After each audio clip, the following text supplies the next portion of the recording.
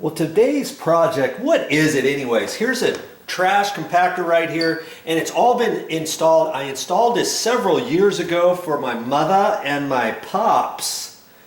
And there's a few different things that are going on with it. When I installed it, it seemed like it was really super heavy, and I had it out flush with the cabinet. Now, just from closing it back and forth, it's pushed in. See how the front of this is stuck in about 1 inch from the outside edge of the finished cabinet. And every time you close it, it wants to hit over here, or if I pull it over to the left, it could hit there because there's just barely enough room to get through there, maybe 1/16 of an inch on both sides. So if you're not holding your mouth just right, you're gonna hit the edge, and that's what's happening. So I wanna figure out one thing, how to pull this out. I think I need to pull it out a little bit and attach it to the side of the cabinet here. And on this door, this pull out, there's a foot down there. Do you see that foot? Let's get you down there. Okay.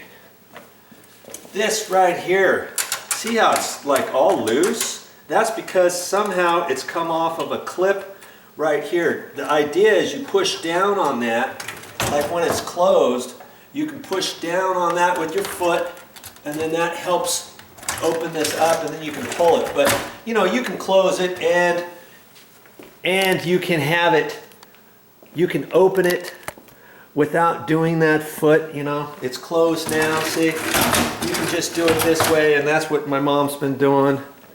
But I want to fix that down there too. So, hey, if you have a trash compactor, you might want to stick around.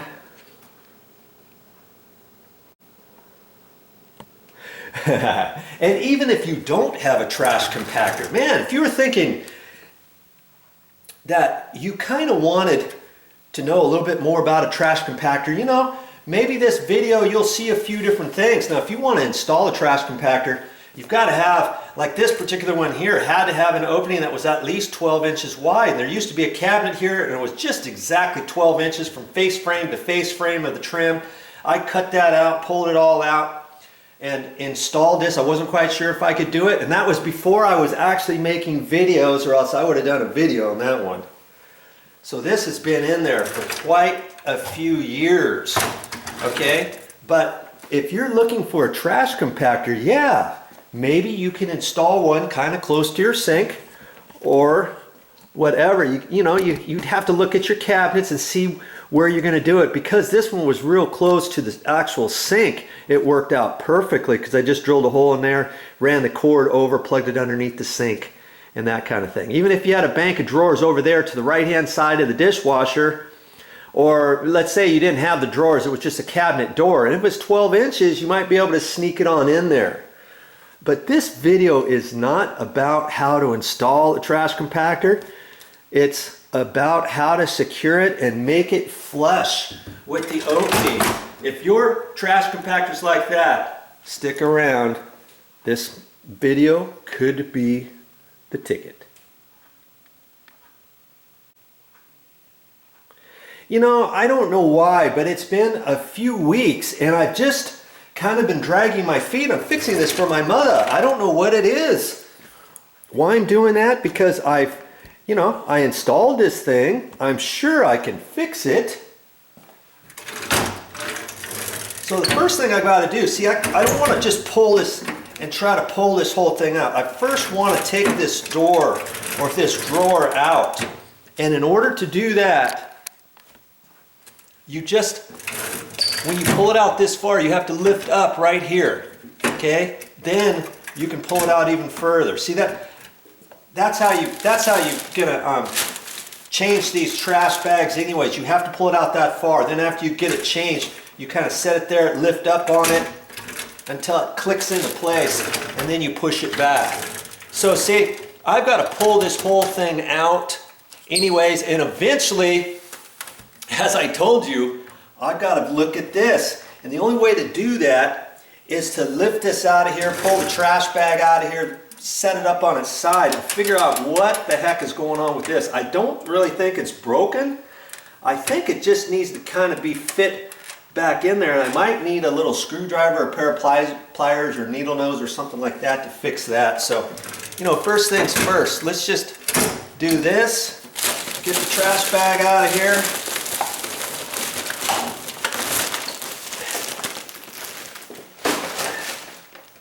Let's see. Let's move this back here a little bit. Yeah, these things are pretty heavy too. So I got my back brace on, and just kind of be careful. You know, okay? There, that's as simple as that to get rid of that bad boy. Now before I look at that, I've got to check this housing out. See, this whole thing kind of went in there in one go. And so I think before messing with it, maybe I should unplug it. I think I'm going to unplug it because the last thing I want is for something to happen as I'm jostling this around and all that kind of stuff. Okay, so that's the first step I have to do, is unplug it. Now see, the cool thing about this too is it just had a cord attached to the back of that, and all I had to do was drill a hole way back there in the corner of the cabinet and reach around, and the cord was long enough just to go in right back up in here. That's all I had to do was just plug that in. See, that goes all the way over to that cord, and luckily for me it was long enough. Had it not been, I would have had to maybe made the pigtail. I call this a pigtail. This goes all the way over there. I might have had to make a longer one or something like that, but for my case it worked.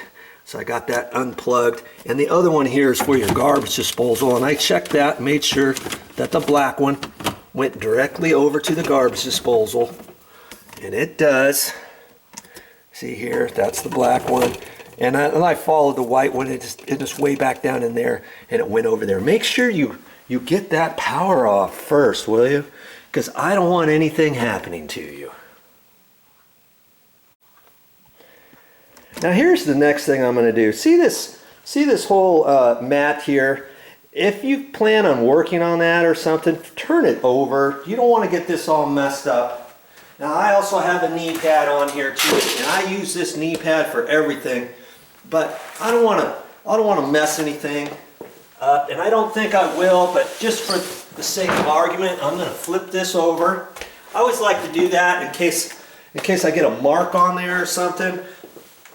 Now I can work on that, or I can slide this out of the way a little bit. Maybe I should slide it this way a little bit, like that. Okay? Just be careful around in the kitchen and do it right.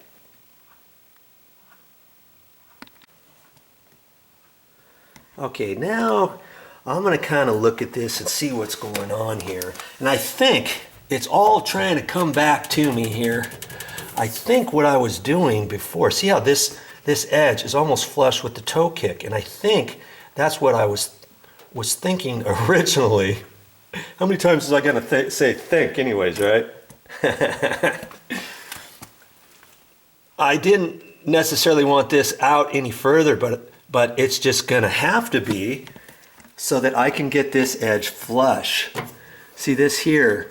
I believe I need to have it flush there. That way when the door opens and closes, it's not going to hit up against that, right? So, you know, if this would have been wider, from this here to there, if that would have been a little bit wider, then maybe I could leave it inset like that. But I think I need to look at this a little bit closer. I see that the bottom here, see that's flush, and the tile floor is sticking up just a little bit higher than this. I may have to lift this up slightly to slide it out, and I'm going to have to look in there a little bit more carefully. I don't think I put any screws on the side of this in there because it's wiggling and stuff. And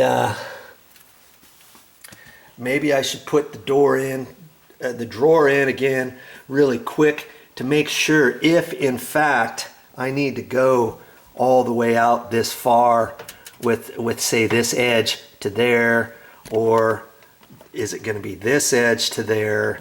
So yeah, I'm going to have to put that the drawer back in and check it out so that once I do pull this out, if I end up pulling this out, I'll know exactly how far where this edge is going to be to the front edge of the face frame.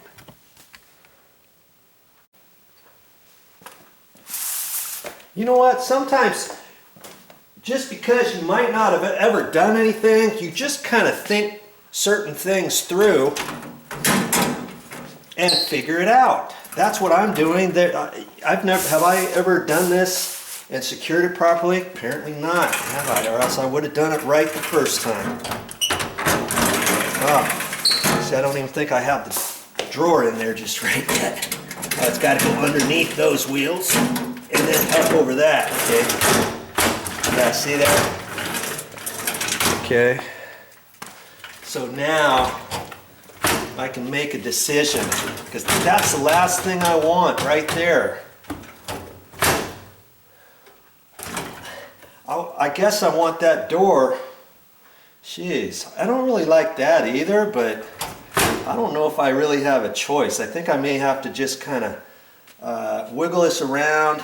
You know, another thing that could be done is this edge here could be shaved off, sanded off or something.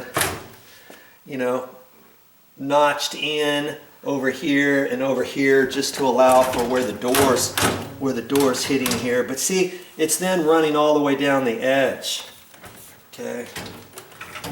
And I really don't want this to be too much of a project to have to cut this off and sand it and stain it, you know, on both edges and see all that. But you know, right now it actually just looks too far inset in there anyways, but this is how it's been living for the last, oh, I don't know, 7-8 years or more, I would say. Okay, so I think what I'll do is get in there and see how easy it's going to be to slide this out a little bit, and then I might put the drawer back in. We'll see. Lift that up over that edge, pull it out to there, lift up on it. That's how that comes out.